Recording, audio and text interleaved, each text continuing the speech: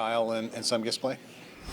They're both in. They're both in. We're going to hold, as we have the time of year, Eric out right now, but they're both expected in. Is Bo going to play?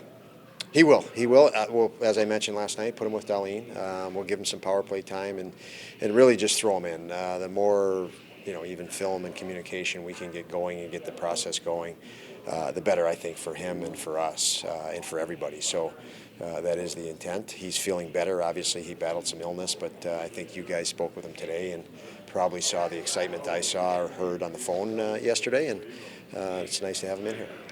You talked about that excitement and that energy. How can that help going into with the second game of a back-to-back? Yeah, it's that's the one thing you worry about is energy, and where we've been challenged most is finding a B game, finding a way to play when you might not have your A game, meaning your energy and being more conservative. This is a challenge today, obviously, with the travel and the way it was last night. But it's something we need to improve on. We need, as a group, have targeted how do we play more efficiently in these situations to get the result we want. Obviously, a win.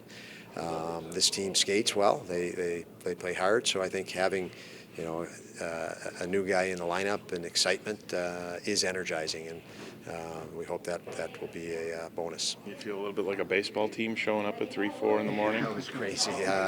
I'm glad I don't live in Toronto. No offense to Torontoans, but it made me appreciate Buffalo much more when it took an hour and 50 minutes to get to the airport last night. And then Customs, just a crazy night after the game. How about goaltender tonight? Comrie, as mentioned, we hinted toward, it's just too much, and especially I don't think we got to the room till past 2 a.m. last night, 3 a.m. Eastern time, so just too much. It's been 10 games for Eric, but we've discussed it before. He's done that before, knows how to do it. His last game against Florida, as I recall, he let in 2 goals. I think the last one was maybe 10 seconds left on a power play, so it basically was a 2-0 game for him. How did you feel like he played in that game? Yeah, well, he didn't let in any goals, Paul. I'll call you out on that one. Two went past him. Was that better? Yeah.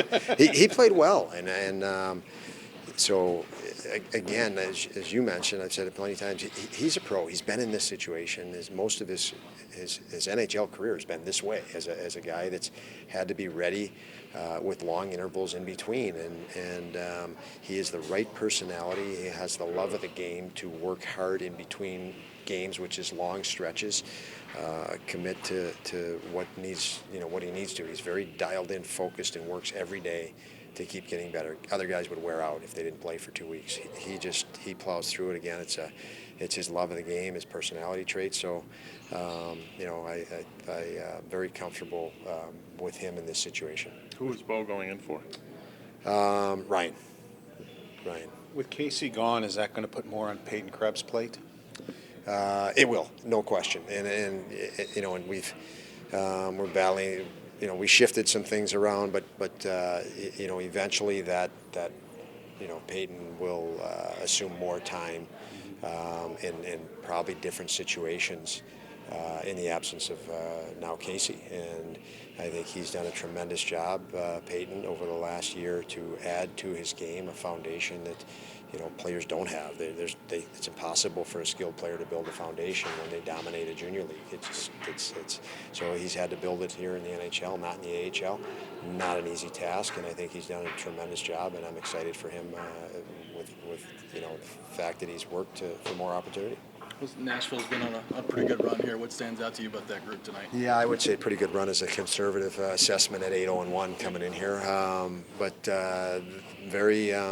They are a team that is constantly in motion, constant puck pressure, forcing forcing the other team to play as a group of 5 to support well, and their confidence has grown as a result. So I think a very well-coached team and a very challenging team to play against. They play, they have an identity and they play to it every night.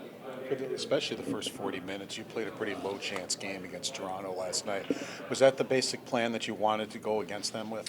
I think it's that game last night was interesting. It was reminiscent of what you see in a playoff game where the players literally do not want to be the guy to cause a goal against. So there's a conservative approach to it. But I would say, we did a nice job limiting some really star hockey players there. I think that's just a sign of maturing defensively. So I don't. It wasn't something strategically that we said you absolutely have to just defend. I think our guys did that very naturally.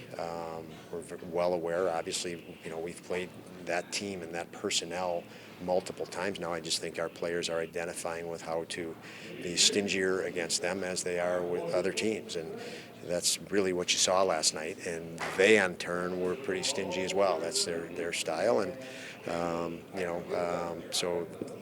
not surprised how that game went. I don't think anybody wanted a 12 or 13 goal game like the last time we played them. I guess we would have liked that, but you knew that wasn't going to be the case. Both teams were going to be ready for each other, and they were. In overtime, you had some great opportunities, and you had some puck possession in overtime too. With the last shift, was there just a lot of confusion in that last shift? I thought there was just a couple mistakes in that last shift. I don't think it was confusion. I think there were some errors made by personnel, and when you make the errors, you're going to give up. Marner on the ice, Matthews on the ice. You make an error, they're going to take advantage of it.